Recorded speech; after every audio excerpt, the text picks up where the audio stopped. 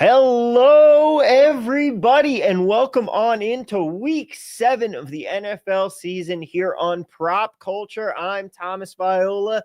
He is Derek Carty, and we are back at it again with more player props for you for your weekend slate. Derek, I am so excited. It's always a good time, and it's always a good sign for my weekend when you send me the plays so that I can build the graphics, I can get us all updated. Not only are we on the same things, which not a lot of shock here, but I saw I got a couple numbers, couple of these props today. I beat you to them. I got a little bit better on you, and we still have plenty of action for everybody. But I think first things first here. Of course, we have to welcome everybody in. Whole lot of familiar faces. God, you guys blow up the chat every week. It's the best feeling. We appreciate you being here. Russian's here. Evan's here saying it's Carty o'clock. Russian's ready for those Geno picks. Maybe we'll be talking about that. Nick Porto's back. Boglor, he's in the chat. Russian is saying he chose pick on purpose. Yeah, he did. Who else do we have? Wild Turkeys here. What's the motto? Got out of his work meetings early. We love to see that. By the way, let me know how my sound is to you guys. If I'm sounding tinny, you put it in the chat because that means I have to fix something on my mic. Reed Phillips, he's in. Wild Turkeys here as well. And saying, please, no more Geno. Hey, maybe we'll be back. Maybe we won't. Reed Merritt says the GOATs. Matt Budzinski wants to know, no turtleneck Carty today. Cash the no on that one. Not cold enough for turtlenecks yet. It's getting a little chilly. I mean, it's starting to. Yeah, my favorite time here in Vegas is sleeves up hoodie season. Absolutely love it. I feel like Bill Belichick. Is that really someone? Well, I guess maybe. Hey, who cares how bad he is at UNC? He's got what, 8 rings and a 24-year-old smoking hot girlfriend. That's exactly it. Yeah, no, he's not doing too bad for himself. Yeah, I'll take that. Russian says, imagine being in Canada. It's not warm. I'll tell you that. I mean, couldn't imagine. And Jason sneaking in some bets before heading to the Mariners Jays game here in Seattle. Have fun. If Humpy wins again, I mean, the hubris of having him win 2 salmon runs, just absolutely awful. And the reason they lost that other game. Cheeseburger Eddie says, love watching Flacco run at 7 miles per hour, picking up first downs. That was truly incredible. But I think my favorite thing is if you're subscribed to the channel and you get notifications, you were probably watching the primetime preview last night with Joe Madden, and someone commented on Joe Flacco runs, but they were just saying it's wild to see Joe Flacco still running out there. She thought it meant I'm interested in the Joe Flacco over half a yard rushing prop. So she starts talking about that and says, oh yeah, like I kind of like that one. And then sure enough, he hits the read option for 13 yards and we cashed it. So you would have hit that one in there. Yeah. Don't love Flacco kneeling down 3 times to lose 4 yards each time and kill the DK Unk boost. Oh no. Yeah. That's pretty rough. That does suck. Apologize for you there, but rushing attempts did in fact get there. And ladies and gentlemen, we have a whole bunch of props to get to, but before we do, got a victory lap last week, Derek, because we absolutely crushed it here on the program. I went up too far. There we go. We were 11-5, 7.86 units. If you're a $100 better, you nearly made $1,000 last week just by watching the show and tailing us here. We're up to 41-35 on the season, a solid 12 units. So again, $100 better, you're up $1,200, 14.8% ROI here on the season. Hats off so far. How has your whole season been going so far, Derek?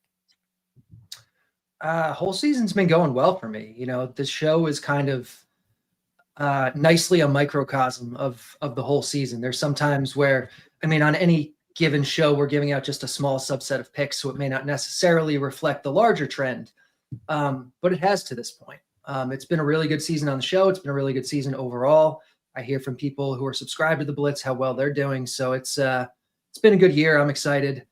Last week was not quite as good overall as I did on this show specifically. I had a bunch of stuff on Monday that tanked, that kind of just made it like an okay week, but still profitable. But overall, it's been good. Yeah, I shared your results last week. not as good as the show, about break even for me, but I've hit a couple more first touchdown bets, and that's felt pretty good. I'm always happy about that. And Nick Portosium, remember that time someone asked if Carty was profitable? Hey, we're not scammers. We're not here to lie to you. We're here to show you the numbers and show you the truth. And that's what it is. The numbers are not lying to us when they say that Derek is absolutely profitable, and we have been having another great season, and we are happy to have y'all along for the ride here. But with that said, everybody's been able to file in here. We've vamped for a couple minutes. We've always loved saying hi to you guys and welcoming you all in, but it's time to get to the plays because we have another jam-packed slate today. Absolutely loving it. There were some weeks last year where we were getting like 2, maybe 3 plays in on the show and then just relying on you guys to bring stuff in, not having to do that. Although, of course, you know the drill. Get your plays into the chat. We will talk about all of them once we get through Derek's stuff here.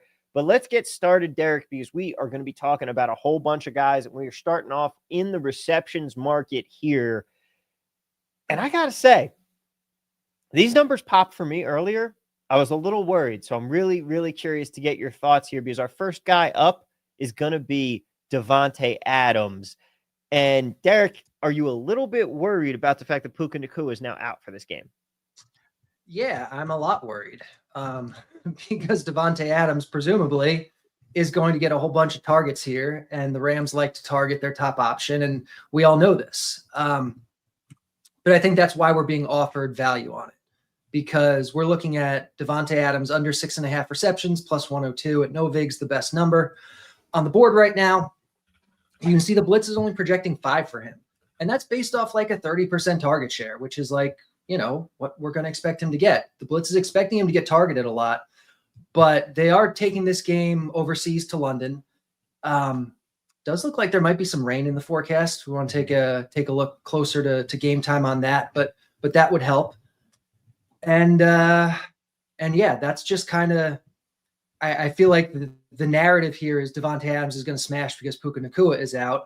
And I think the lines have kind of shifted too hard towards that, and we're being offered value on the other side. So I'll take it, and I'll hope that he doesn't have, you know, just like a monster game, which is very much possible. But Puka was out, you know, a good portion of last week, and Davante finished with 4 catches. So, you know, I like this one.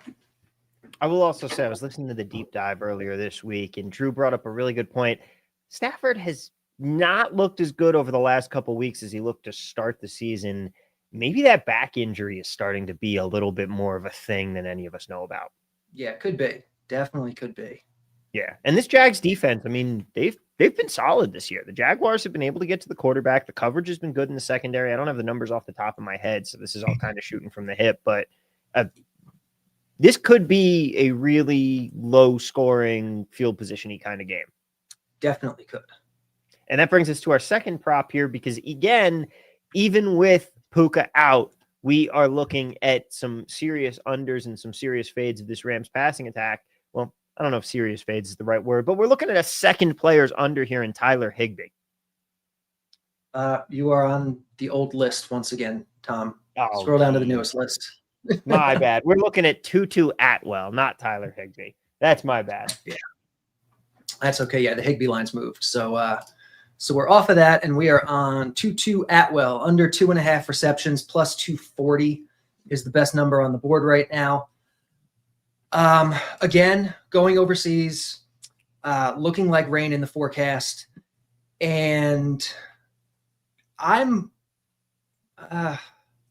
I don't want to say like I'm like super confident, but like I think Jordan Whittington is the guy that's going to fill the Puka Nacua role, get those snaps mostly, and Tutu's role is going to be more or less unchanged, which then at 2.5 and a big plus money number, we're getting good odds on. You can see the blitz is projecting 2.58 receptions for Tutu. So this is going to be about a coin flip one that we're getting at plus 140 or plus 130, or wherever you're able to take it at. And so yeah, I'm in on this one because maybe there's a little extra volume for Tutu, but I don't think Puka being out is going to impact him all that much. The Juice likes Tutu longest reception. I mean, this question came up. I was discussing it with a few of my friends earlier. is there really a way or a secret? It's not something that you do trying to get the longest reception market, but I feel like there really isn't a way to actually handicap this, right? Yeah, it's not something that I project, so I don't really touch it in terms of betting. Mm-hmm. I don't think it's impossible to. I think you can definitely find some numbers that can help you figure it out. At some point, maybe I'll try to project it, but for now, it's not a market that I've really looked at much. Yeah, it like putting on my puzzle solving hat. I feel like you got to be looking a lot at yards after the catch, things like that. Yeah, yards after Right? the catch, average depth of target. Mm-hmm. Playing man defense is going to be, more favorable than playing a zone defense for longer receptions. Like there are going to be some things, lack of wind, but yeah, it's not a market that I've dug really into much. Yeah. Reed Phillips asking, what's it like to have friends to talk betting with you? Oh, it's the greatest thing. Like just literally we sit down, we get in a Zoom call and we're all like looking around, doing some sports books, spelunking, all that kind of stuff. And then the problem becomes your friends that don't talk betting because you're used to like, you hit a big bet, you hit something nice and you put it in the group chat. You're like, hell yeah, we cashed a nice ticket. Like, let's celebrate the win.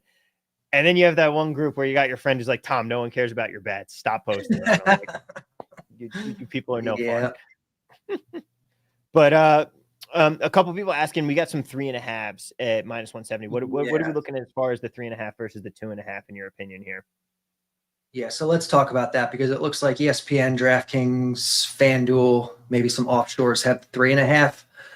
I don't like the 3.5 as much. You have to lay some really heavy juice on it, like -170, -180. You can see if you look over here, the expected value on it goes from 5-star on the 2.5s to a 3-star on the, or 3+ on the 2 and on the 3.5. It's when you do the math, you look at the distributions, you're going to win the 3.5 more, but you're not going to make as much money in the long run betting that because you have to lay such a big number on it. Yeah. And it can be tough. I mean, there's kind of such a thing as too much juice. Like it varies bet to bet, but you have to look at the market volatility if you really want to be saying, okay, is this something where I'm comfortable laying and making a number like a -250 on?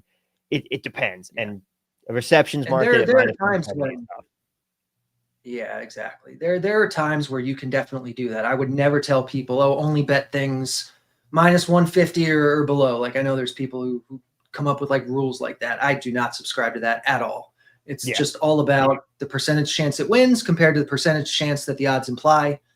And you see if you have edge based on that. So I will bet a -250. I will bet a +250. It doesn't matter if the projection and the odds are right. Yeah. And the juice also, like, don't get me wrong, man. We were not trying to come after you with that. Like, because you make a great point here. All of Tutu's catches are at least 20 yards. He's their deep threat. He's saying, yeah, that's the kind of things that I suppose you do have to look at when you're trying to handicap these longest receptions market. So great point there, Juice. And yeah, maybe worth a look. I know you're against us on the receptions market, but don't hate that for longest reception. Next up, we are going to be going to Jaylen Waddle, and really same theme here. You've got 1-star receiver that's out in Tyreek Hill, and Jaylen has definitely seen the increase in usage, right? But we're still leaning towards his under. Yes. So let's see. Do we have Jaylen Waddle under 4.5 receptions? Oh, wow. This is really moving. +119 at DraftKings is the best line. I think we were looking at like +130 before the show. Yeah. Still going to be okay, though. Still going to be playable. This week we have a lot of weather situations. So I mentioned the weather in London, but also there's a couple of weather games here in the States, this Cleveland game being one of them, looking like potentially 25-mile-per-hour winds with rain, which is just like really, really detrimental to passing. We could easily see these teams just lean on the run game more. If they do lean on the pass, then we're going to see lowered efficiency because of the weather. Yeah, Waddle's going to get plenty of volume with Tyreek Hill out now, but I think between the weather situation and the pace of this game, which projects to be very, very slow, I think that the under here is the move, and it has been moving quickly. It was, most books were 5.5 like a couple hours ago, and then they've, one by one, they've moved down to 4.5. It seems like at big plus money numbers, and now they're kind of trending down towards closer to even money, which is probably about where, more where it should be. Oh no, Boglor. Yeah, this is shaping up to be the first big weather game of the year with some of these. They're talking about wind gusts up to like 50, 60. Yeah. Average of 25. This could be the juice is on it as well. Like this one looks real rough when it comes to the weather. I put Judkins in my fantasy lineup because this could be a lean heavy on the run game.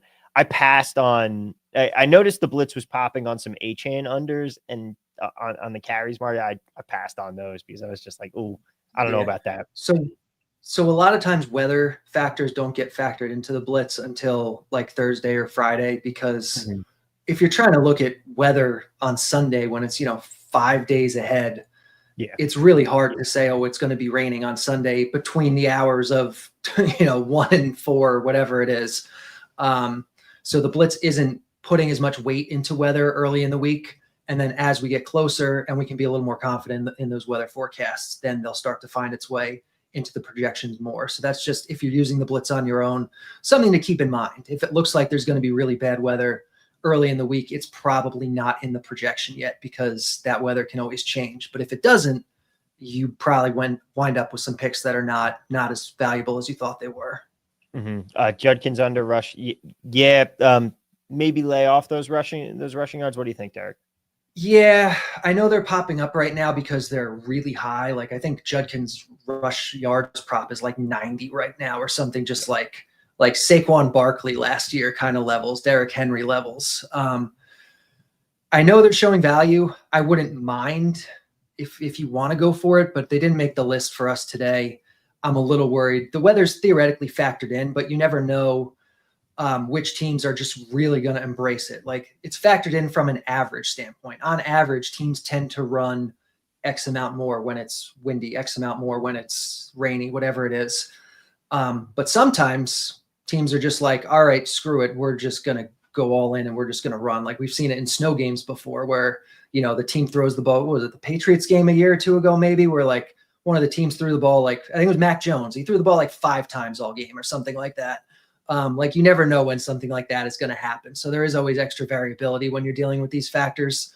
But on average, yes, it looks like the Judkins unders are probably okay, even with the rain, because they're so high, and it is a slow paced game. So even if the teams are running the ball a lot, it's rainy.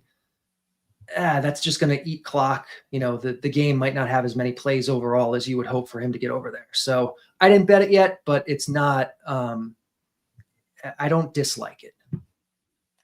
Derek M saying I can't not bet under 20.5 rush attempts. 20.5 rush attempts. Like, I feel like that's the market going a little too far, because like at that point, you're also kind of taking the bet of maybe the wind's not as bad as we think, which how many times has the weather forecast been wrong? It is definitely possible. I mean, even now we're still, 48 hours away from the game. Like, the weather forecast is looking fairly solid from what I can tell. I'm not a meteorologist, but it can always change. Yeah. And then attempts is looking better than yards. 20 is a lot of rushes, especially if the clock is running all day. Another great point there. Like, and DeJuice saying the same thing about the Finns. Like, it's going to be torture hoping that he doesn't break a long one if you bet the yards, not the carries. And we talk about it a lot. We generally prefer the volume stats like carries to the yards. Yeah. Remember, speaking of the Mac Jones game, do you remember this was years ago? Brady was still on the Patriots, but I think it was a Patriots-Bills game where they played it in just the most ridiculous snowstorm that you've ever seen. There were 2 passes all game. The extra point was still from the 3-yard line, and they had to have dudes on ladders with tie downs holding the uprights in position. The wind was so bad. That's still the most insane game I've ever seen.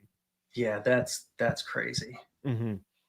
Russian and Mark were talking about pass attempts. We'll talk more about that in just a second. We have 2 more receptions, guys, to get to, and then we'll come. I promise we'll come back around to that market here. But first, let's go back to London here and Travis Hunter and his receptions target. another weather factor here. And also the fact that Travis Hunter simply has not been, turns out that maybe a guy who's pretty good at both receiver and corner isn't as valuable as one guy who's elite at one of those two positions. Who would have thought? Yeah. The way they're using Hunter this year is, I mean, a little weird, but we're showing some value on the under here. Market has been moving up, and it's moved it up into this plus money area where, you can see the blitz is projecting under 3.5. So we're looking at probably like a 60% play at plus 137 at Novig's, our best line right now. There's been a lot of talk in the media this week about Jacksonville wanting to get Travis Hunter more involved and, just all this stuff about how they need to start using him better and give him more deep shots and give him more whatever.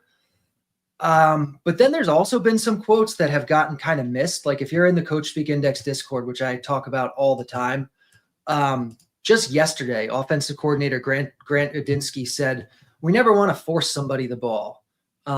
Travis Hunter is certainly a guy who can make things happen when he has the ball in his hand. We're going to continue to try to make sure he has opportunities." But it doesn't sound like they're game planning to he said, we don't want to force Travis Hunter the ball. So what's really going to change? If you're not going to force him the ball, what is going to be different than what they've done to this point? Maybe he's been out there running more routes last week a little bit. Maybe they're going to try to use him in different ways, but he's essentially still just playing the F position for them. And I don't know. I will take the under here at plus money. Yeah. I definitely tailed you on this one. I already have this.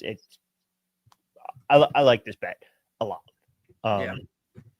Fully on there. Bogler said, "Oh no, Bogler, not the 60 bets coming to haunt you here. He's got 2 completions, yards, Dylan Gabriel yards. Oy vey. Well, hey, maybe the weather clears up a little bit and you end up in great position. But let's talk about Quinshon Judkins one more time, because while we're trying to maybe take that, a lot of fades of Quinshon Judkins, but we got one more here in the receptions market under 1.5 we're looking at right now. Yeah, I noticed this one a few minutes before the show. Didn't realize it's not everywhere yet. But at Bet365, you can get it plus 145 under 1.5 receptions. Judkins has not been a big part of the pass game. They're still working with Jerome Ford. They talked up Dylan Sampson a little bit this week. And like we said in this game, it's a weather game. There's probably not going to be as much passing in general. You might think that, okay, a weather game, you're going to do shorter passes. You're going to pass the running back more. Whenever I've tried to study it, I've found that at least on average, that's not a thing that they do. You'd think they would. It would make sense, but data doesn't support it. And so the under here looks pretty solid to me. Mm-hmm. Yeah. Again, you're taking a running back who isn't really their passing back, and you're taking a game that we think is going to have very little passing. A lot making sense there. Next up, we have Jaden Higgins. We're going to be going to Jaden Higgins, our only receiving yards prop of the day. We are looking at a nice Jaden Higgins under here, aren't we?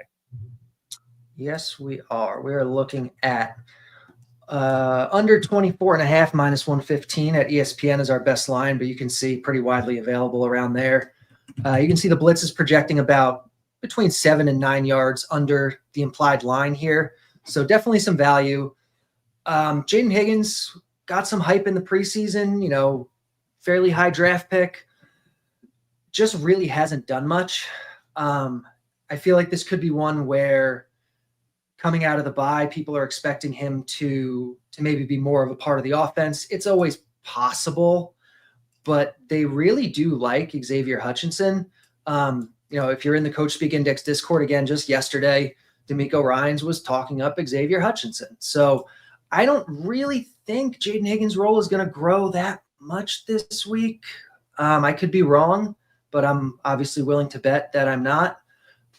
Because they're going to have Nico, they're going to have Kirk, they're going to have Schultz, they're going to have Hutchinson, they're going to have the running backs involved. He's still the 5th option here at best, and they're going outside the dome on the road. So I like the under here for Higgins. Yeah, it's one of we love betting unders on some of these depth guys that we're just saying you kind of got a coin flip on whether they're getting the targets or not. And we're getting it this one, we're not getting it better than coin flip money, but it's also not quite at coin flip odds. You know what we're saying. Yeah. We're taking the under on a guy that's probably not going to be involved much. All right. You guys were asking about some of these pass attempts, pass completion props. Let's talk about for the Browns game specifically. Let's talk about Spencer Rattler, who is not on either of those teams because he's on the Saints. So never mind. Let's talk Spencer Rattler first. And then we'll move on to those. Yep. So we are looking at Spencer Rattler completions, and we're looking at under 21.5 minus 105 as the best odds on the board right now. But even these minus 125s, the minus 130, that's much more widely available. Still projecting as a 5-star play, still projecting really well. New Orleans going into Chicago. So first off, they are going on the road. They are outside of the dome. And this is another game that projects for like 20 to 25 mile per hour winds. Again, still early. We don't know exactly what it's going to be. The Blitz's projection is actually, again, like I said, it starts to weight it more as we get closer to the game. So right now, I think it's projecting for like forecasts are calling for like 23 or 24 mile per hour winds. And I think the system is effectively, maybe 5 miles per hour less than that or something. So if it winds up being that strong, we get even more value. If it regresses a little, then that's kind of what we're expecting anyway. So this one definitely looks good. Going to be a fast-paced game. That's the thing that scares me the most. But between the weather and the fact that Rattler has played most of his games indoors this year, I like this one. Yeah, I mean, I'm always. I know I already have this one in my book. I'm always down to fade some Spencer Rattler. That's for sure. Yeah, there are times where I'm on Spencer Rattler. It's at home. It's in that dome in New Orleans, and I'm like, all right, I'll do it because the gross quarterbacks can sometimes be good value, but that's not the case here for Rattler. Yeah. Now let's talk real quick about those marks because I was thinking Spencer Rattler instead of Dillon Gabriel. That's my mind. Just you know how it goes. But let's talk about real quick tangent on Dillon Gabriel and this passing attack that we've got in the Browns Dolphins game. What are we looking at there? I know that's not one of our plays. It's just I promised Mark and them that we would get to it. So let's slide in there real quick. Gotcha. Yeah. So we kind of talked about it with the Waddle play and everything else. Like it's a weather game. It's going to be gross. It's going to be slow paced. Probably a lot of running, a lot of grinding clock. We can take a look real quick and see at what he's showing. But I wouldn't think we're really looking at a ton of. Yeah. So very little value on his completions. Let's see. We can look at the passing yards too real quick. Yeah. Pretty much just the Blitz thinks that the market is correct on him. Yeah. All right. Well, glad we could get to that for you guys there. Let's move on to Jordan Love because he is a guy that we are actually looking to bet one of our rare overs of the day on. Yes. Yeah, don't do a lot of overs, but this one was projecting pretty well, and I feel like it's a fun one. So we're looking at Jordan Love over 19.5 completions, minus 105 at MGM's our best line, but you can see the minus 120s, the minus 130s, all still projecting really well. So you can take this any number on the board right now. Jordan Love is – so the team, I think, is deceptively more pass heavy than they've looked this year because they've been leading by so much a lot of times in the second half that they're running the ball a bunch. And you might look at this and say, okay, well, it's Green Bay against Arizona. Like they'll probably be leading and they'll probably just be running a bunch again too. But the spread is only like, let me look, what was it when I saw it? It was like, oh, it's a little bigger than I thought, actually. 6.5 points. I thought I saw a different number earlier. But still less than a touchdown. And this is a team that I think does want to throw the ball first and foremost. And in the dome, that is going to encourage passing. It's going to encourage efficiency. And so I do like the over on Jordan Love here. Mm-hmm. Yeah, this is another one that I tailed you on. How about Jaden Daniels? He's been solid since coming back from injury here. And again, normally we go more with these volume stats, but this time we're looking at the passing yards market. Yeah, that's because the completions moved like half hour before our show. We were looking at the completions, they moved, and I'm still liking it enough where the value that's showing on the yardage, I will take. Another big point here. This line is probably moving a lot because Trayvon Diggs apparently got concussed at home. Oh, I didn't hear that. Yeah, he's out. Well, that helps.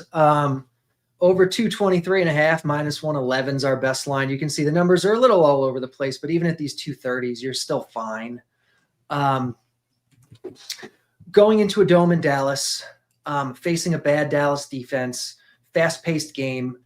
Jaden Daniels is really good.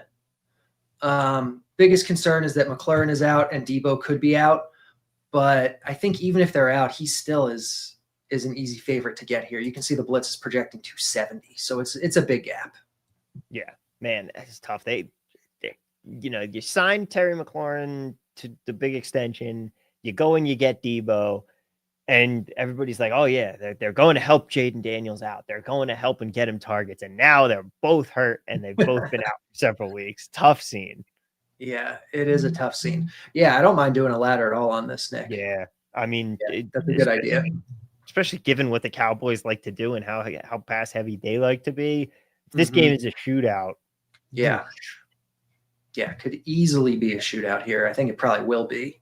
Yeah. And I'd be curious what some of the odds on the upper numbers are, but that sounds good to me. Mm-hmm. All right, let's go to one of the most fearsome rushing quarterbacks in the game here and his yardage prop in that run game market this week. We are, of course, talking about the lightning man himself, Jared Goff. We've got over half a yard rushing. Are we going over or under it here, Derek? We're going over it. Another one that's not available at enough books, but I saw it and I was like, oh my God, we can't not talk about this because Jared Goff over half a yard at plus 150. You can see the blitz is projecting like 4 yards, which might not seem like a lot, but it is. And against Tampa Bay here, they're not even that big of favorites. So like the kneel down equity is a little less than it would normally be. And if you look at his game logs, like he doesn't run a lot, but I think there were only 3 games last year he didn't get over this number. So at the plus money, the big plus money, this one just shows insane value. And I mean, like this is a team that likes to be aggressive, likes to go for it on 4th downs, and they run QB sneaks sometimes in those situations. Yeah, they do. Yeah. And he's not the biggest scrambler, but yeah, I mean, it can always happen. Golf ladder, get that 100+ yards markets in, baby. Yeah, I don't know if I'd ladder this one. All right. Now it is time for everybody's favorite segment of the week, the interception bouquet, where we look at a couple different quarterbacks here and take either their over or under interceptions markets, starting off with Carson Wentz. This one makes a lot of sense to me because this feels like a game where Wentz is going to have to pass the ball a lot for the Vikings. Yep, that is definitely what I'm thinking as well. So Wentz, we're looking at over half an interception at minus 113 at DraftKings, our best line. You can see the blitz is projecting 1.5. This is one you could think about laddering. If anyone wants to tell us what the odds on 1.5 are, I'm sure that's going to be some good value too. Mm-hmm. But we'll definitely take the half an interception at, I mean, close enough to even money given where the projection is that it's big time value here. Yeah, this is definitely one that's interesting to look at, especially in the Carson Wentz revenge game against Philly. Yes, Carson Wentz revenge game. That's right. Oh, we got some plus 425s. 425. Yeah, I like that a lot. That's value. That's good value right there. And I'm sure that number will not be around by the time the show ends and I go to bed it. All right. Next up, ladies and gentlemen, it is time. You know him. You love him. The Geno Smith under interceptions prop is back once again. The greatest sweat in football. Cue the smoke machine. The entrance music. Yeah, we're going back to Geno under interceptions. you're going to give me plus 155 on it, I'm going to take it. Even plus 150, plus 140. Like, those numbers don't belong on an interception prop. They just don't. I know he's been bad this year. I know he's given up an interception like every game, basically. I know people are not going to want to. I know people are not going to want to do it. So take it at your own risk. But at the number we're being given, I will take it because Geno is not this bad. Interceptions are noisy. We know interceptions are noisy, and I think the market has overreacted. I'm loving the reaction so much. I mean, you'd think it'd have to be for how often we go back to it and how often it hasn't hit. But I'm doing it again. Yeah. Whatever. I mean, did he throw one last week? I don't think he did, but I don't think I took it last week either. Yeah, of course. But they finally game planned and they literally just didn't. They were just don't throw the ball more than 5 yards. Just don't do it. And he didn't. Yeah. Oh, and he still. Oh, he did. Okay. Oh man. Yep. This is definitely a tough one. But hey, we're the only way out is through. Oh, he threw one late. Of course he did. Okay. That would have been tilting if I bet it last week and I thought he didn't, and then he throws one late to. Oh, and they were winning too. Yeah. So yeah, this is not a fun one, but a lot of times they offer us value on gross stuff. This one is about as gross as it gets right now. Yeah, and Nick Porto, great point. For account health. Man, I had the weirdest thing. I tried to bet the Knights and over last night on MGM, and they wouldn't let me parlay them. Really? Like, again, account health bet. And that's like, what's the thing? If you're going to a game, what's the number one thing you do? You bet the home team in the over. Like, yeah. And yeah, I was really shocked by that. And also pissed because it hit. I ended up on the over, but that is pissed. All right. One more here. We're looking at Jackson Dart. Man, talk about a swing from maybe the most frustrating quarterback right now in Geno Smith to the most fun quarterback in football in Jackson Dart. As a Jets fan, absolutely pissed off about the fact that the Giants are fun. The Giants are fun with Jackson Dart. So we're looking at his interceptions. We're looking at the under at plus 110 is our best number.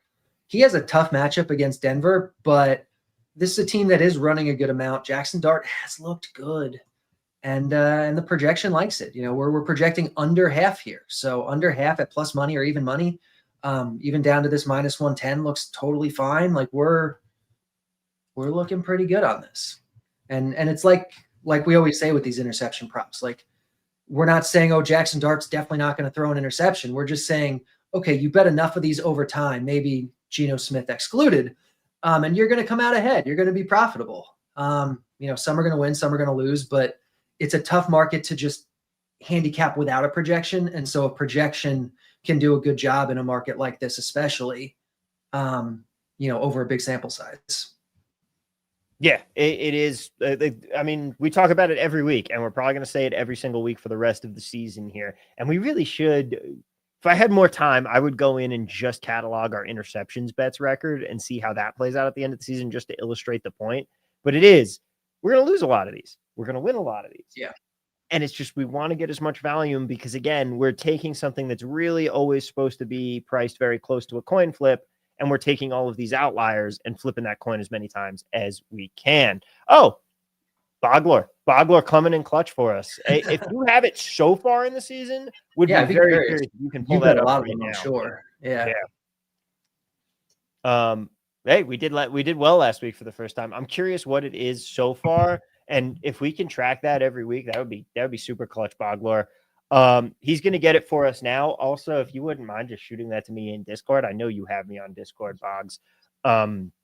We would love to have that. Interesting. We would love to have that info for the whole season and be able to track that every week. Thank you, sir. Did you send Dart under? That is an ugly bet. 38.5 rush yards unders is gross bet of the week. Good luck, my guy. Good luck. Yeah, that is going to be a sweat. All right. You were saying?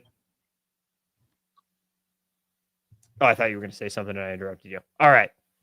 Moving back along here. We've got one more. We've got Jalen Hyatt as our touchdown guy this week. and we are at 13-1 odds here. We're trying to throw out a touchdown bet for you guys every week and have some fun with it. And this is the guy we're looking at this week here, Derek. Yep, we are looking at Jalen Hyatt to score a touchdown. At ESPN plus 1,300 is our best number here. For tracking purposes, we're going to do a quarter unit on all our touchdown bets. You can see the blitz is projecting basically double the implied projection. It's unlikely to hit. I think I read it, like, what did the blitz have it at? Like 11% chance to hit. But you never know. Dart has been looking good. Giants have been looking good. With Neighbors and with Slayton out, there are targets to go around. We have an extra little out. Last week, the number 2 receiver behind Wan'Dale kind of wound up being Will Jordan Humphrey, who they've called up from the practice squad. Probably going to see him called up again this week, but like on the off chance we don't, then Hyatt really becomes like a pretty big volume guy in this offense probably. But even if Humphrey is called up, like Jordan Wyatt didn't do a ton last week, but he was out there for, let me take a quick look real quick. How many of the routes? It was a bunch. About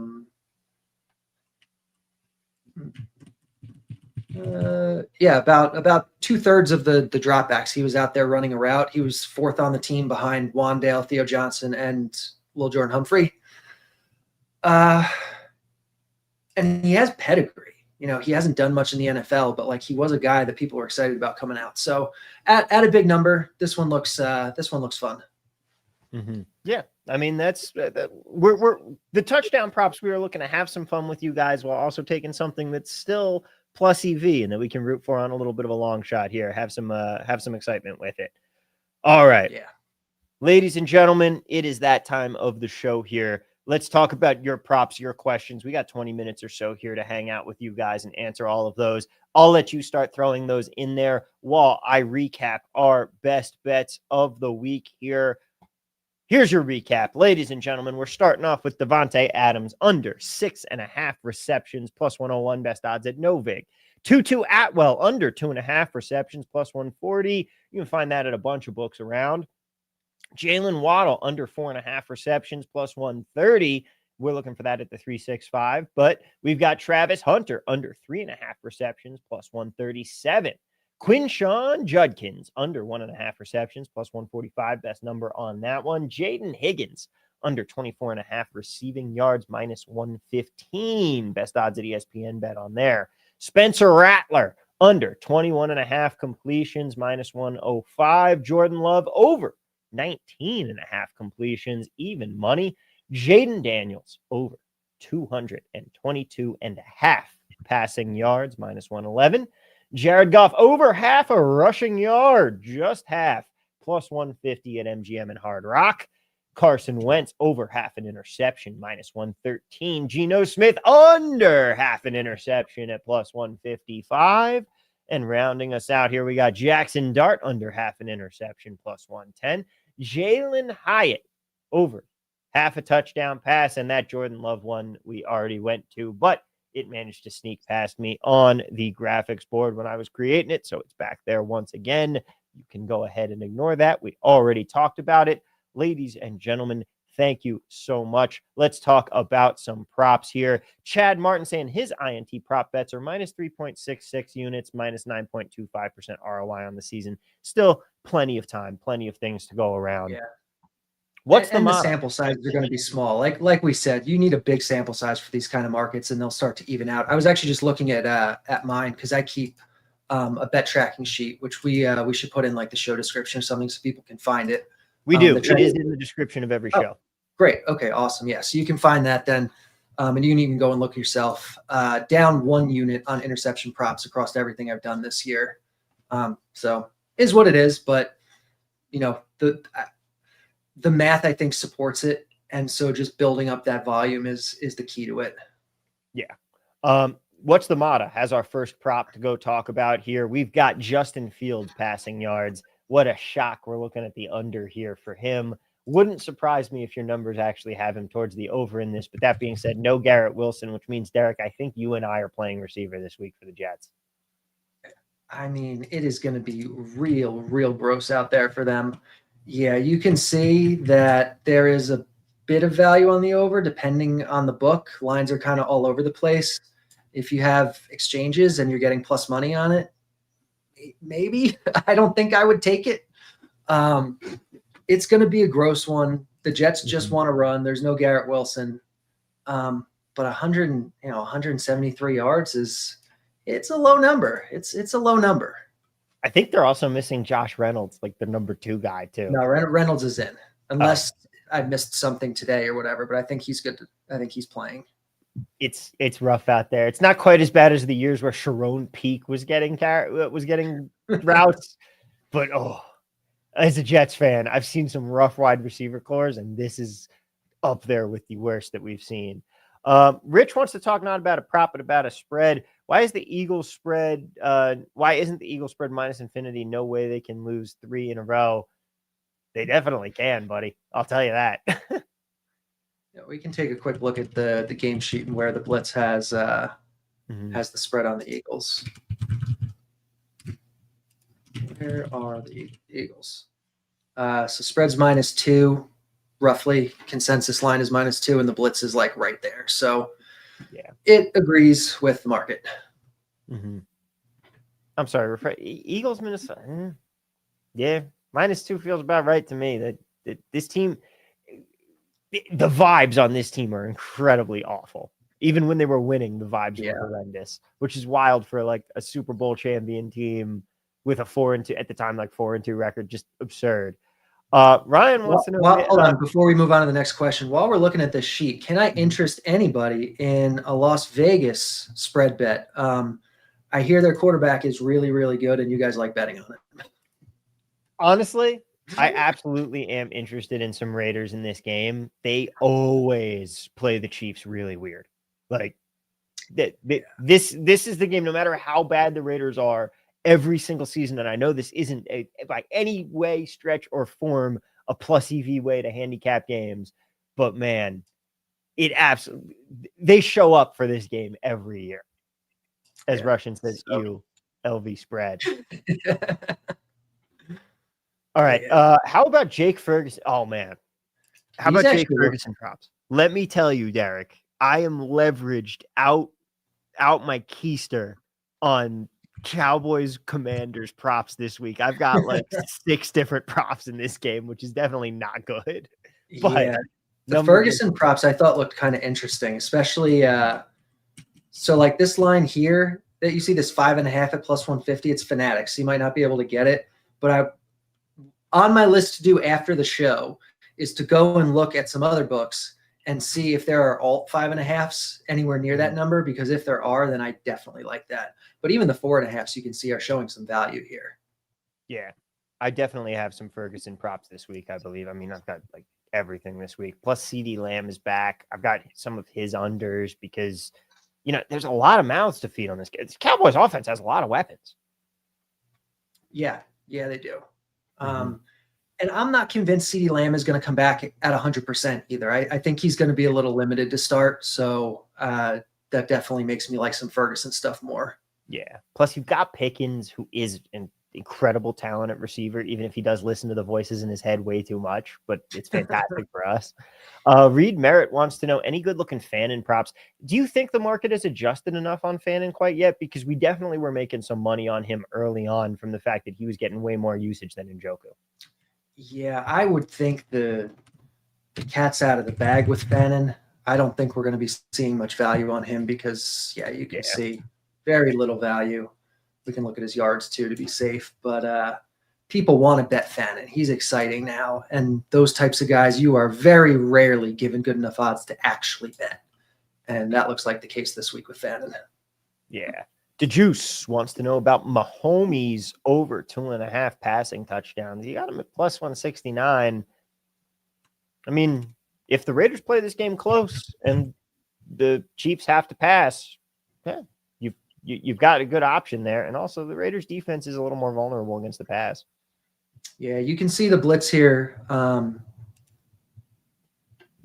Blitz here is projecting about 2.1.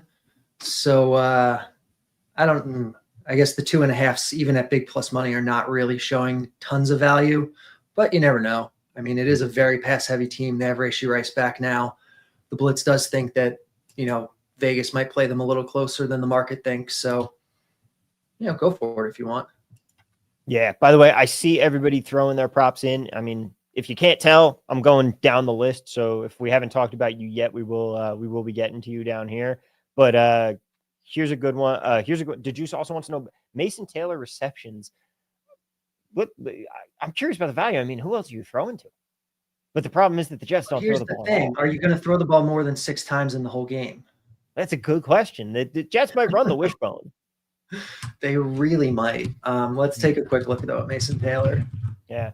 Dutt did take the Vegas 12.5. I mean, I'm not taking Chiefs minus 12.5. I'll tell you that much. Yeah. So the Blitz is projecting 4.3, 4.4. So probably doesn't love that, but a lot of that's just going to come down to like the Jets just want to run the ball. Yeah. Bogler shipped his interception details to us. Cliff notes are 19 and 19 minus 5% ROI right there. All right. I mean, we're dead even on coin flips and paid a slight bit of juice. That's not bad for this point in the season, I would say. Yeah. And again, 19 and 19 is a small sample. You're going to build that up. And, over time, I think the market's going to be profitable. I think historically it has been. Whoa. 8-3 last week. Nice work. Yeah. Last week was a good one. Yeah. Let's see here. Ryan wants to know any MLB. All right. There's a playoff game tonight. I do not. Well, I can take a quick look, but playoffs are so hard because you have so few games and you just don't know how deep anyone is going to go. So no, I'm not seeing a whole lot out there right now that I'd be excited to bet. Did you want to know Baker over 0.5 INTs? We can take a look at him. Yeah. Usually the Blitz seems to favor the under on Baker. I know I've taken his under a couple of times this year. We can take a look. By the way, guys, thank you everyone for all the comments. We really appreciate it. Russian saying Wildcat game incoming in the Jets game. Vax. Oh, they're so bad, man. Every year we're bad. We find a new way to be bad. So yeah, Baker, I definitely wouldn't take his over. It looks like the under's actually showing a little bit of value here. Mm-hmm. Yeah, so there you go. Maybe the under there. Chad Martin wants to know: do you have Lamb limited in the projections? As Pickens is projected higher than him. I noticed that. I ended up not taking the Pickens over because I took the Lamb under, and it feels like that's kind of the same play. Yeah, we were actually lined up to take the Lamb under on this show, and then the line moved a little too much for me beforehand. Mm-hmm. But I have Lamb projected for about 80% of his normal volume. Yeah. Alex wants to know Breece Hall under reception. Surprised you weren't publicly on his receiving props last week. I'm pretty sure this is one that was popping for us. I might be on this already. Yeah, this is one that I feel like pops every week. Yeah. And I never know what to do with it. Ones that are always showing up, I'm always a little bit more hesitant of, unless I'm like really confident that I'm on the right side of it. And I just don't feel enough of that confidence with Breece Hall, because even though the projection supports it, even though the Raiders or the Jets don't want to throw the ball that much, even though like his target share isn't massive, he still finds ways to get there. I don't know how he's doing it. So I only take it when the value is like really, really big. Because it's showing good value pretty much every week. And this week with the extra uncertainty with Garrett Wilson, I was staying away from it a little bit just because, like, what if he just dumps it off to Breece Hall all game? Like that is one possible scenario here. Mm-hmm. The other thing, they don't call screens. The Jets do not run screen passes, despite the offense actually having a good line. Yeah. So they're not scheming up carries for Hall, which makes it even more frustrating. Bogler says Blitz showed 5+ on Fannin for a T. Plus 320. Okay, nice. I'll take that all day. I absolutely love that for the starting tight end for this team. Ethan wants to know anything on Kamani Vidal. This is one I know I didn't bet because, man, is it tough to decide if, okay, are we going to see the same usage that we saw last week, or are they going to switch it up on us like they very well could with their other running backs as they're looking to replace Najee? Yeah. I get the impression he's their guy and they're not going to switch it up. Mhm. Looks like no value, though. The blitz is perfectly in line with the market on his attempts and more or less in line with the market on his yards as well. So looks like a no bet to me. Yeah. Ryan also saying my apologies for an MLB question. It's all good, man. We love having you here. Totally Thank fine. you. Thank you for being here. What's the motto? Says Stafford rushing? I mean, this is old reliable. I love Stafford rushing. I don't think I've seen any this week yet, though. Do we have Stafford rushing stuff out there? No. Nothing for the yards. Nothing for Stafford rushing yet. But if they Mhm. come up, they are definitely one that I tend to like. Sad state of affairs with the Jets offense. Yeah, evergreen. That's every year. Always, all the time. Knicks 10-9 on INT props, 50% ROI, but due to some parlays. Okay, yeah, I was gonna say that'll probably increase your ROI there. Reed's got a fantasy question. Shooting from the hip. I mean, I don't mind K9. Who is K9? Kenneth Walker. I'd probably start Kenneth Walker personally. Yeah, I'm trying to look up projections here. Yeah. Probably. It projects pretty close, actually.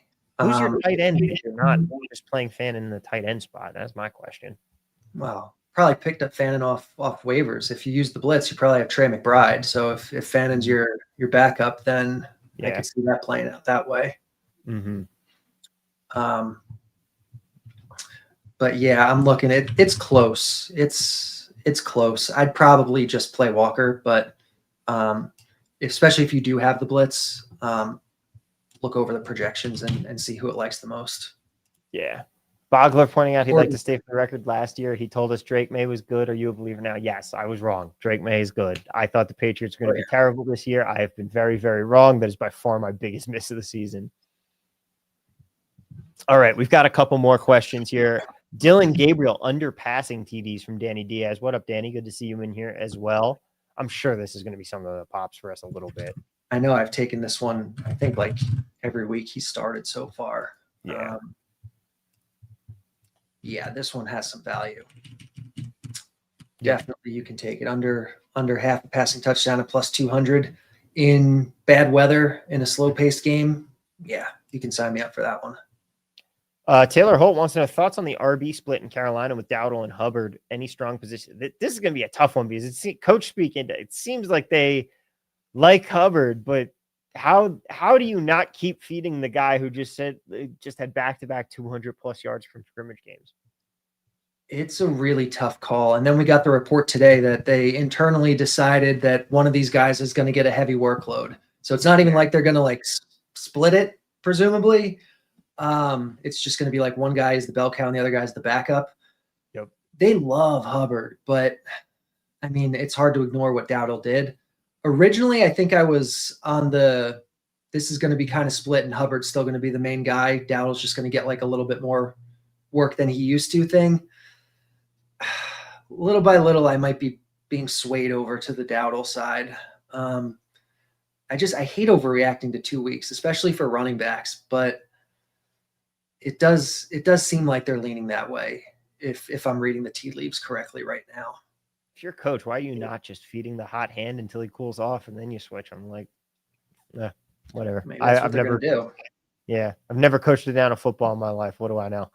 Garrett Price says, anything on Rashee Rice or how he affects the Chiefs offense? Very valid. Like him coming back, all of a sudden, Chiefs look good again. Yeah, they do. Blitz is a big fan of Rashee Rice, have him on all my fantasy teams.